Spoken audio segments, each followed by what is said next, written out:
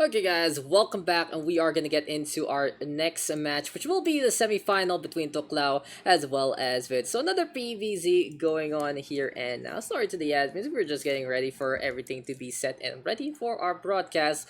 And here's Oreo is gonna be our map pool for this match. It's Zen, Eternal Empire, and some Lacrum bands are of course Golden Wall, Purity Industry, Everdream, as well as Nightshade. So what do you think about these map picks coming into this PVZ matchup yet again? Do you know exactly who banned the Everdream and the Nightshade? Uh, I saw it in the chat, but I can't remember now because I was fixing the overlay. But I'm not too sure. Yeah, Not gonna lie. kind of interesting that Zen stayed in because if Everdream and Nightshade are banned, it probably means that Vivid banned either one, and then Miss Mhm. Fanda banned either one. So Yeah, they both thought one of those maps was worse than Zen for their race, which can often be a bit of a gambly matchup. Often, players don't ban this map because it's bad for their race. They ban it because there's a chance that they can lose to dumb stuff. So if that's they're true. more confident in their victory, they'll ban it because then there's less chance of something going wrong. Yeah, exactly. But hey, it's time to get things right and move into the game. This is gonna be game number one of this semifinal. No, never mind. We're gonna go for a remake because the lobby is wrong. That's my favorite part. It's like, hey, intro, joke lang, not gonna happen. Outro. Yeah. It was really weird. I couldn't click on my screen. I couldn't make any boxes or anything. That was really strange at the start there. Yeah, maybe it's like maybe it was a little issue. So it was Vivid who banned Nightshade, and it was Tukla who banned Everdream. Huh, very interesting. Okay, I'm not okay, sure so exactly the thought process for behind Vivid because I know Vivid like pretty well. I'm not sure why he's having trouble on Nightshade versus Protoss. I thought that was one of the better matchups. yeah, I mean maybe he just doesn't like the wall. You know Yeah. the the wall. It was funny, like in our local tournaments that the Nightshade wall has fucked many people many times. It's like, oh, there's a little pixel there, and the Zerglings just make a Congo line, and then you lose. And then you lose. It's happened Yeah. many times. It's happened many times. It's a little Then hard the yeah. angle. The Nightshade wall is pretty notorious. It's pretty hard to do without a tumor. Yes, sir. It really goes to show. Every little map is different. Every little thing makes every little nuance actually. And people, I was watching GSL too, and again, our favorite dual caster, Stasis and Arctosis, was like talking about how people practice when like really focusing on certain maps, a certain number of maps, and some maps they just have to really know how to play to a point because if they assume that it is the same old shenanigans and they get punished for it, then they only have to blame themselves, right? That's pretty much how it goes. Yep. Yep. Hey. Also, interesting, speaking of ping, just saw a Mhm. tweet from Lambo about how he plays 1k ping worse on. Sorry, 1k MMR worse on ping compared to no ping when he plays cross server. I wonder if that goes the same for. Like, sometimes I wonder how much worse I really am on ping because, being from Australia, I Mhm. do all of my practice on Korea. Like, otherwise, I'll be playing with more ping versus Americans, so I might as well play on Korea. And Yeah. often I wonder if I was in Korea or if I was in America or Europe, how much better I would be just because I get this low ping practice. And it's something I've always wondered about. Do you have any like take on it? Okay. Okay. Okay. Well, I'll talk about how Overwatch is in a way. So, I mean, of course, even in StarCraft makes sense. There's the ping issue, and then there's also the strength of the region.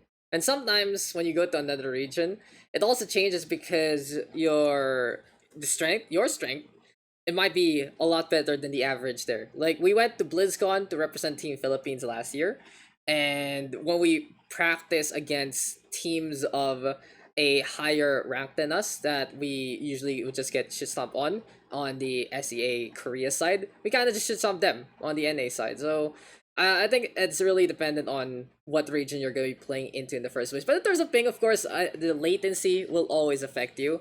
And when you are at 0 ms, when you are on the land setting, that is pretty much your best kind of game. So hopefully though, you find your real strength one day, Mr. Oreo. But I know that you are a strong person on the inside. Yeah, I see your true colors, Yeah, mate. Yeah, I see your true we colors. can But hey, always hope. let's go into the game. We'll see the colors of these two teams in just a bit. So, yeah, Yeah, in the here we top go. right, the blue Zerg from Australia, one of my good friends. It's Vivid. Yes, sir. Vivid. Yeah. And on the bottom left, Already our winner from round number 2 earlier on. It is gonna be our yellow Protoss, Thuoclao. So, Oreo, first things first, I just want to ask you, what is your relationship with Vivid? Is it friends or, or is it good friends? What are you No, implying? no. It's 2020, anyone can be what they want. But I do want to know the history between the two of you guys in terms of the StarCraft 2 scene. Yeah, I haven't actually known him that long. I knew of him like probably around a year ago, just from the ANZ Pro League, and I knew that he was one of the best players in Australia because like he plays in all the online tournaments all the time. He's like one of those guys that is constantly grinding. There's a few Australian players that they'll show up for a few lands and then disappear, and then they'll show up for a few more. Vivid's always grinding. He never quits, and it's something I really respect him for. So I knew him from that, and then I met him at a land like a year ago, and he's a really cool guy. Like on his stream, he's pretty social. He talks a lot, but in person he's really really shy. But it's kind of endearing, you know. So that's where I know him from, just from a few lands. Yeah, I know that feel. It's just like you when you're on screen, you're still at home, you're still in your comfort zone, but you're outside. It's like how you protect me from the outside world. I just want to play some StarCraft 2, basically. Yeah, it is what it is. That's how it is sometimes, and you gotta get out of the computer sometimes. But apparently in the quarantine, there is no going outside. That's for sure. But in the meantime, Hatchery Fool gonna be online here and now for Vivid. Gonna be staying on at 1 gas. We'll go for the metabolic boost in just a bit. In the meantime, though, 2 gas already here for Thuoclao. It seems like it's gonna be the same old thing as we've seen before, except he's on the other side right now. He will go for the natural roll, and then he's gonna go for the double Chrono boost into display, and he is gonna get an earlier warp gate this time. So it's a little different from what we've seen, and maybe it is just gonna be standard adept harassment to start things off. I'm really curious why this game he decided to go for the low ground wall, because on the last game he went for the high ground Yeah, wall, exactly. which usually would be easier to hide your tech, but then he made it in his natural wall anyway. This way it's easier to take the natural, but I don't know, I guess it might be easier to scout the tech. I'm not really sure what his decision making process was between choosing this build versus the other one, so we'll have to see exactly what he goes into here. I don't think he really cares that he's gotten scouted by this point. Like, it was a little cheeky earlier on to make a different response, but now he's just being very, very obvious and he wants to play a macro-oriented game. Because he did go for the warp gate immediately, not like before, where he waited on it. He was like, oh, I'm not going to have enough gas for something. I'm just going to try to go for the bait. And he's getting some really good value with the depth so far. Just running on the way, might lose one depth though, unfortunately. And the value going to get shattered in half. There we go with the shade on out. Going for another one. Low greed here, and he's just abusing the fact that his opponent doesn't have the creeps connected nor the metabolic boost to start things off.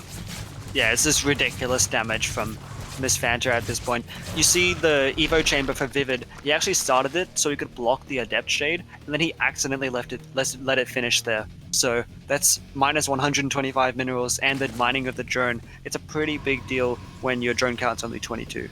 Yeah, not gonna lie, and the mistiming there basically onto the meta with the later gas. It's not really a mistiming, but in terms of in the overarching things when he needed it specifically, it's not gonna work with later gas with more minerals from those drones, and he used it for an Evo chamber. So his investment got to waste. Seems like his stocks investment on the wrong kind of market, and it is what it is. That's sometimes how it unfolds in such a gambling nature of the game. But hey, Roach Warren now gonna be coming online here for Vivid. He does want to go for a potential 3-phase Roach Ravager push. I wouldn't be surprised if he does go for transition all the way to all those range units. But again, well, what do we have here?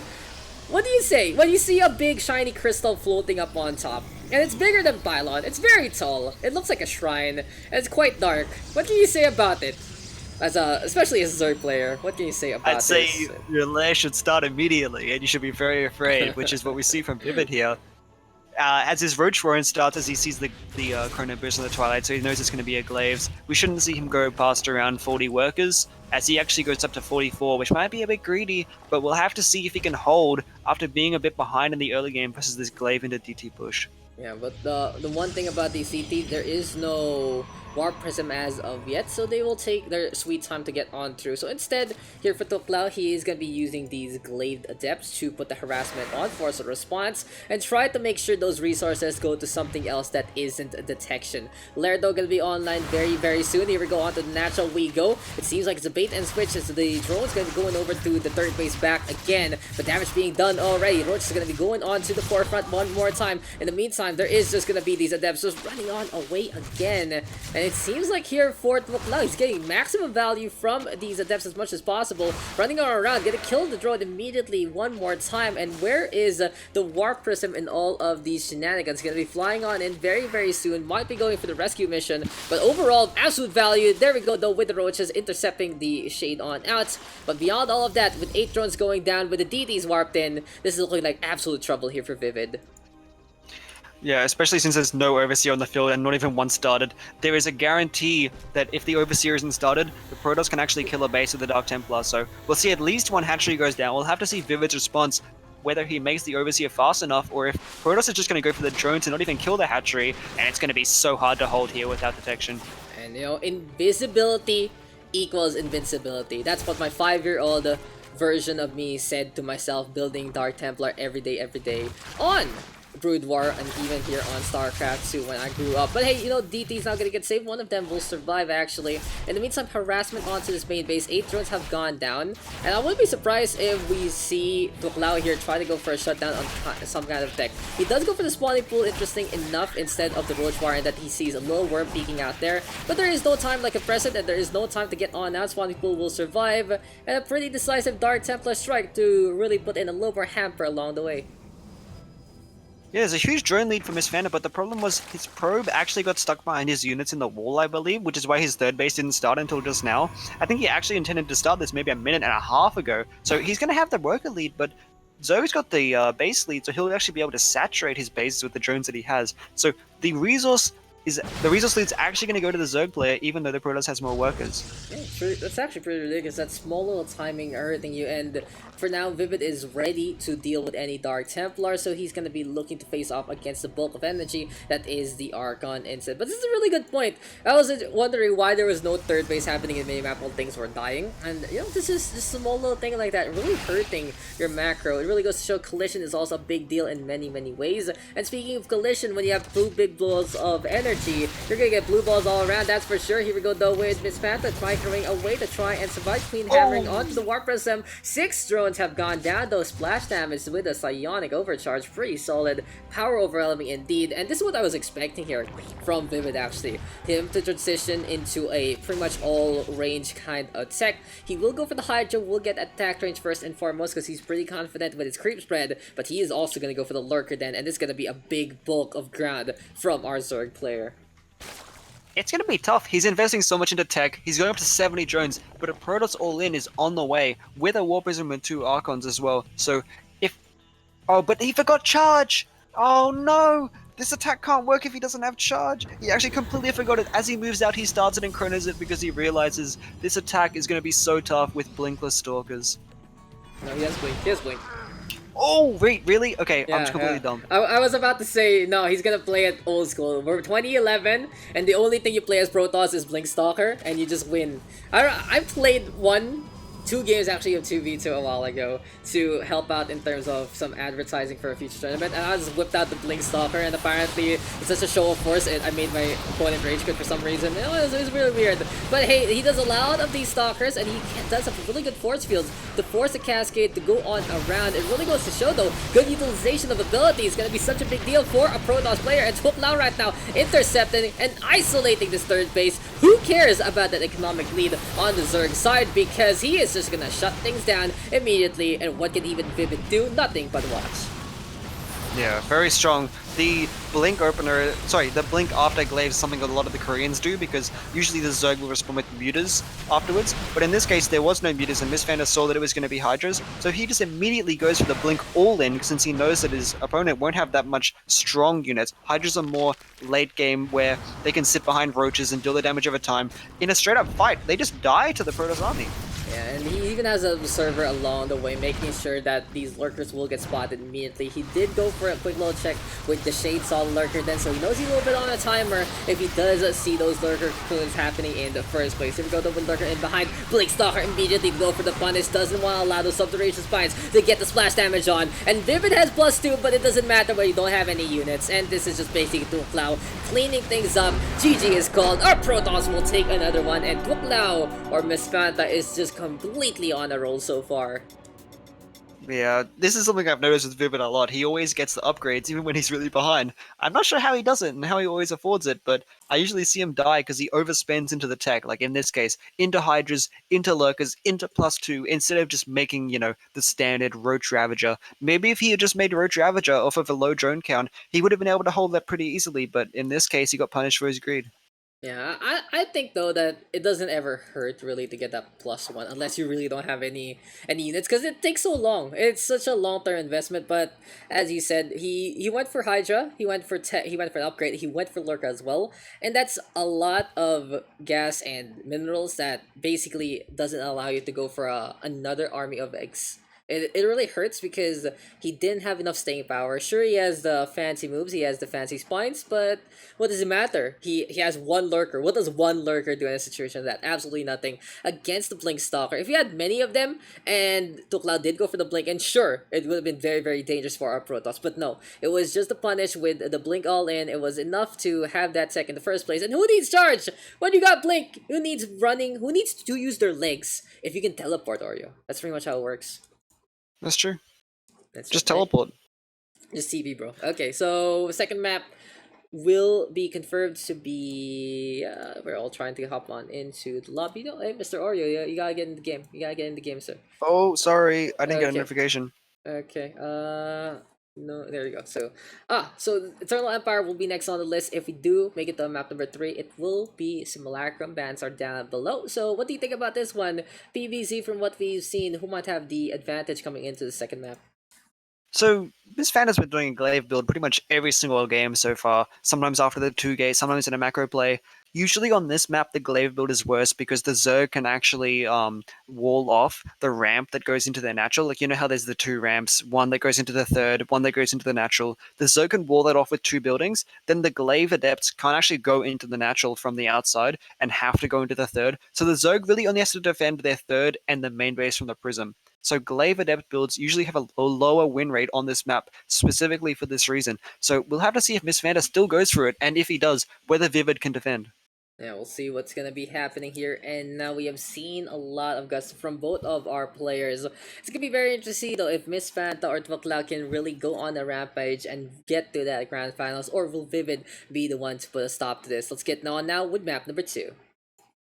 Yep, so in the top right, the Australian Zerg that's down 1-0 or 0-1. Losing to the glaive build into DT into a strong blink timing, it's the Blue Zerg Vivid. Yes, sir. And all the way on the bottom left, across the pond, across the ocean, it is gonna be our man from Vietnam, our yellow Protoss, up by 1. It is Miss Fanta or Thuoclao. Well, I have one thing I have to ask you, and this is something I've been wondering for a long, long time already. Do you think that putting C and A and Z is fair as a region? C and A and Z together is fair?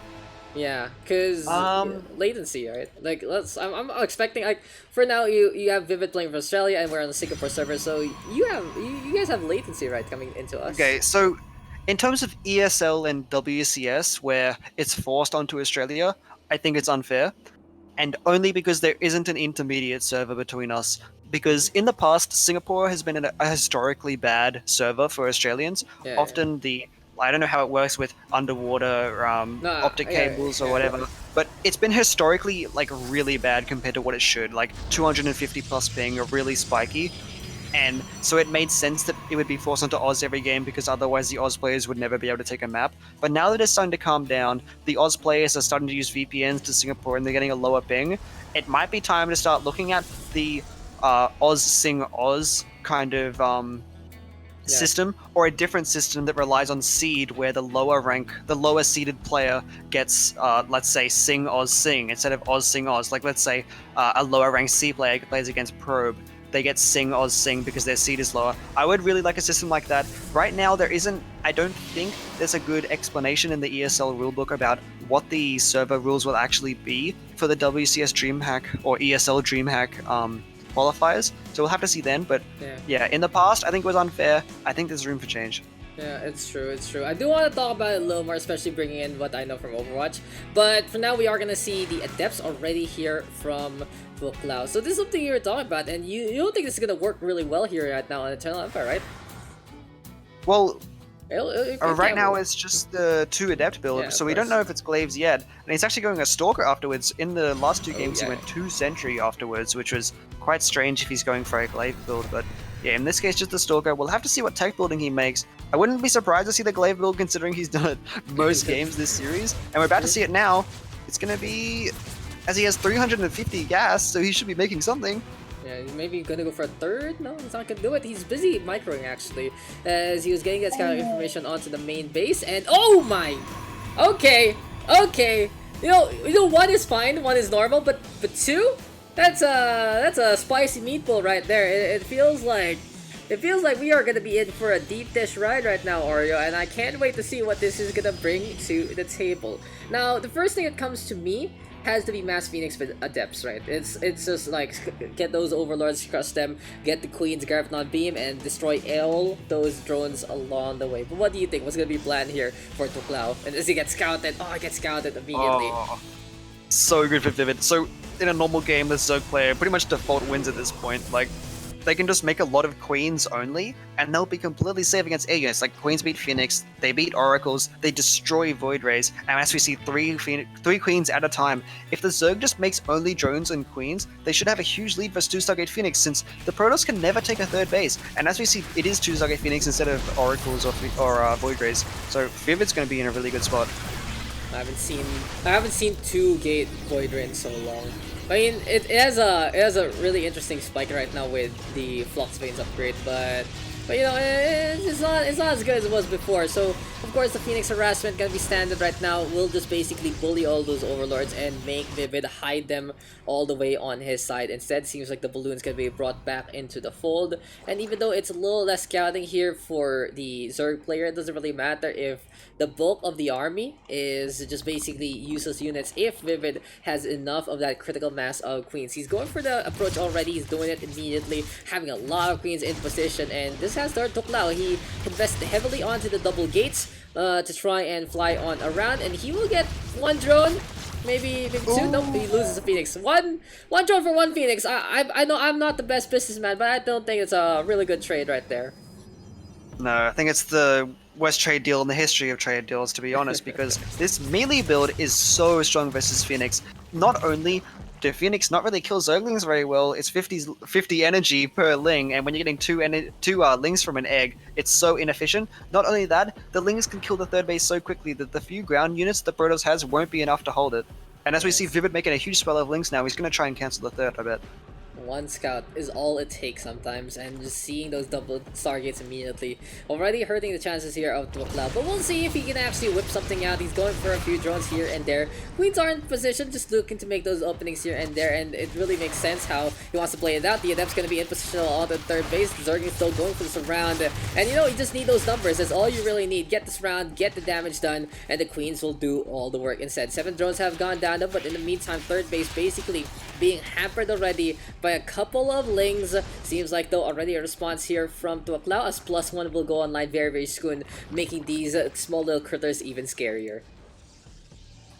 Yeah, and Vivid's just joining up behind this. If he can get the third base, cool. If he can't, that's also going to be cool because his work account is about to explode. As he gets his third base saturated, his queens are going to start injecting all of his bases and he spends his money, takes his fourth, probably goes into Hydra Ling Bane. It's going to be a really good spot for him. Yeah, it's true. It really feels like it's gonna be just on the lighter side of things, just destroy every little thing flying on the ground as well. And honestly, for Thuoclao, it really feels like he's kind of forcing these phoenixes. And no memes aside, I would love to see him just go carry, just like screw it, just try to figure something out. But honestly, the best thing he can do is try to go for a potential tech, which he does know he's in a hole, but he will have to try and get that ability micro on to get more and more value of the Protoss and really bail him out of a situation like this. Yeah, in this case, he's actually going for the double robo. I think it's a bit risky, considering if I look at what he's scouted so far, he hasn't actually seen whether it's Hydras or Roaches. Usually the double robo play, it's a lot worse versus Hydra Bane, which is the normal response to Phoenix, where, your Hydras attack up, your Ling Bane kills stuff on the ground, and so do the Hydras. Whereas Roach play is less common, just because the Phoenix are really good, and as we see the Hydrogen coming down, so if Vivid actually goes into this Hydra Bane style, it's going to completely counter what Miss Fanta is going for. He's hoping that Vivid is going for Roach Ravager here because the double Immortal will destroy Roaches. Yeah, it's true. And It really is gonna be a little questionable if you go for the Road Ravager in a way, because the first things first, it means you have to bring your queens along. You're gonna need that creep churn spread or potentially that Nidus. And second, if you're gonna bank on Ravagers to go for anti-air, I don't know if you are basically a fool or you're Nostradamus and you can predict exactly where they're gonna be at the moment the battle's gonna land. So you know it's one of the two. It's one of the two. It's either someone needs to experiment on you because you are a future seer, or you are just very ambitious on what you want to play in the first place. But as we say that, it's gonna be Blink Stalkers here, and now for Thuoclao, he's gonna go for the +1 as well by the 8-minute mark. A little, it's like he's gonna try to add things on. I really feel like, as we saw the tech switch, he didn't expect it. Zerg is going for the surround, force fields the surround, which is trying to just go for the surroundception. The Immortal though is dancing, trying to survive. He's going for a mating call for the rest of the crew, and in the end, it is still gonna be alive but barely breathing. Yeah, and Vivid's actually might be going for an all-in here. He's staying on a low worker count. This can work if you get into a good position. What he's going to do is he's going to mass Hydras off of a low worker count, and he's going to try and make lurkers on the Protoss' side of the map, and hope that he can get a good position set up. Usually on this map, that's between the natural and the third, because the Protoss can't really engage, but Protoss is walling this off, so we'll have to see if he can get in a good position at the front. It's either that, or he's going to do Roach Hydra drops. It's actually hard to tell at this point. Yeah, I feel like it really was a last-minute decision here for Vivid, because he's in position to use that fort base and go for even more macro, but then he went for the poke. He saw what was going on with the Immortal, and that was enough confidence for him to actually go for a potential push and go for a potential all-in by this point. Work count is almost even. We see a fort hatchery there, and then not really having any of those drones, so will be used for army production.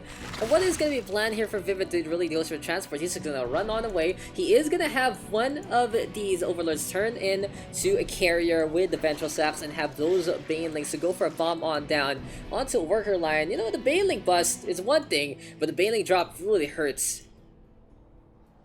Yeah, I'm not sure about this. Vivid, in this situation, might have been better for him to drone up if he's not going to do an attack. Yeah. I'm not sure. It seems that he's doing more of a half-half, which in StarCraft is really not a good thing. If you do half-half, you generally die to anything from the Protoss. If the Protoss plays really greedy, you die, and if the Protoss plays really aggressive, you die. So it looks like he's going to go for the attack, but he doesn't. Oh, I guess he has gas for lurkers. If he can do a big lurker attack at the same time as his baneling drops, it might be really strong.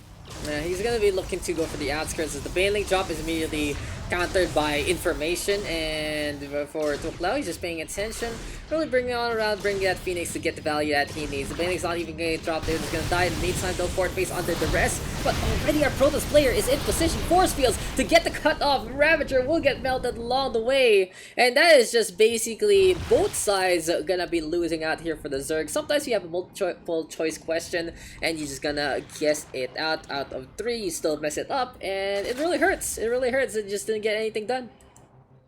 Yeah, sometimes I don't understand Vivid's style. He generally plays a bit off meta. He likes to do his own thing that he finds is strong. But I think in this case, if you just play Hydra Ling Bane, you're already so ahead, it's really, really hard for the Protoss to come back. There's very little comeback mechanics for the Protoss. Like, sure, they have Micro with the Prism, and Storms and Disruptors, but if you can just dodge those, which isn't really that difficult with the Hydra Ling Bane, which is a very mobile army, you can just A-move your opponent. In this case, Vivid's going for more of a macro style on a low drone count, which just doesn't work. I don't know if you saw that, but he also just bottled his active creep tumor. So yeah, I saw that. I was like, I didn't want to point it out. I was very speechless. So he started talking about legitimate things, but I was just like, oh my mind's like, why? What did the creep tumor ever do to you? And oh, okay, so why not? You have the Stargates already. You have the Fleet Beacon. Why not? I don't think there's anything wrong with ever going Mothership unless you have no money or no army. Because it's fine, it's big, it's a big, hey, look at this, check this out, and if your opponent doesn't have detection, or you get rid of all the detection, then it is pretty much a game winner there. And then the interesting thing though for Vivid, also he is not on Hive deck, so he can't really bother that Mothership too much, besides of course the massive Hydras, because he doesn't have Vipers to go for the abduct and just try and yoink that thing out of the sky. Yeah, it's not just that, but with no Hive tech, lurkers are really, really bad, because you know, usually upgrade, before how they got nerfed recently, where their range got reduced by 1, but then they got an upgrade that increases it by 2. So technically they got buffed, but only if you have the upgrade. In this case, he's playing with nerfed lurkers, and he has no Hive on the way, so his army is a lot worse from the Protoss, I would say. Yeah, that's a very good point. Actually, I was just thinking about how Vipers steal the mothership and make you sad, but that is really actually like the proper point here. With Lurkers not having that range, and the mothership basically allowing a little more proactive play. It doesn't even matter in a way that if you have detection, because the fact that they're invisible at the start, it allows the Protoss to be more proactive, more go for a few ambushes here and there. And with Time Warp, well, it slows things down to a crawl on the other side and lets the Protoss play the position game, especially with Blink Stalker, especially with the Colossus having that extended range to do the damage that needs to be done. And okay, I love you already, our Vietnamese Protoss, because he is going carrier in behind this just to finish up his supply, because why not? Because why the hell not? Yeah, Carrier's so strong versus Hydra Lurko. You know, usually the Yeah. response is Corruptors, Vipers. None of this. You don't have any of this when you're playing Hydra Lurko. You have to spend so much gas into the Lurkers over and over. Hydras are so bad versus the Carriers, especially if there's Storm, which there isn't in this case. But with the Colossus, the Hydras will just melt if he tries to mass them. Yep, exactly. You got the Colossi just out in front. You get the carriers, and it seems like we are back into the 1990s because that's exactly how it got to played beforehand in the first place. Mothership though going to be on the left-hand side, looking for the shutdown onto this fourth base. It seems like this base is also just how Vivid right now is a little indecisive. He only has it half saturated, and pretty much the name of the game here now. Mothership though will go down, but it just does such a good tanking job, and it is going to be the basic DPS from the Colossi, from the Stalkers, from the Immortals, from the sentries to destroy every single bit yet again. In the meantime though, Natural gonna get dropped on with the roaches, so it's a little bit of a hamper on both sides. But honestly, our Protoss army is ready to go to try and go for the obliteration, but at the same time, Vivid is using all the money he's got to drop in more and more of that army count, because 27 Hydras is a big response there from Vivid. Yeah, it's gonna be tough because Vivid's word count is lower than the Protoss's, which is really not a good thing in CVP. And he's losing a lot of his army to the. These Oh my goodness, lurkers. he's losing all of his lurkers. Yeah, So some. his Yes. his army is so much worse than the Protoss's. He's got a sort of big bank. He needs to remax on Hydra Lurker and hope that he can break the Protoss in the next few moments, or I think he'll just fall behind in the economy.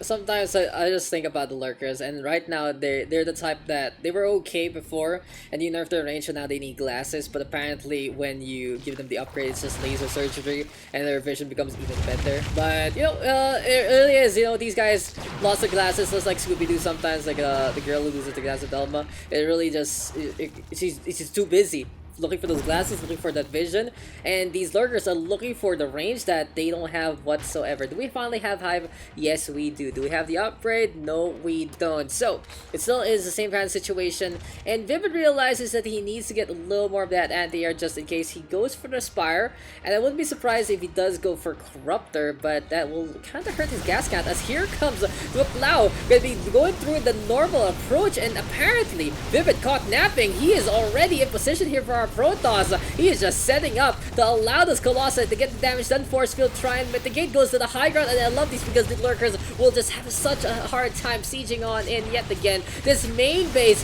with two of the hatcheries with the hive in question is just gonna be hurting right now. All of these larvae will get shut down immediately. Production will be shut down immediately. Hydra's gonna be brought on in just to die. And Thuoclao is just basically planting his flag in the base of his opponent. That is just a kill zone there, and then the lurkers can't do anything up on top. And this has to be game, set, and match. What a push, what a timing, and what could have been if those sizing spies were just a lot earlier. Yeah, in this matchup, especially versus the Colossus, you need the Seismic Spines. The Colossus actually outrange the Lurkers without the upgrade once they get Thermal Lance, but with the upgrade, it's more even, so the Protoss has to micro.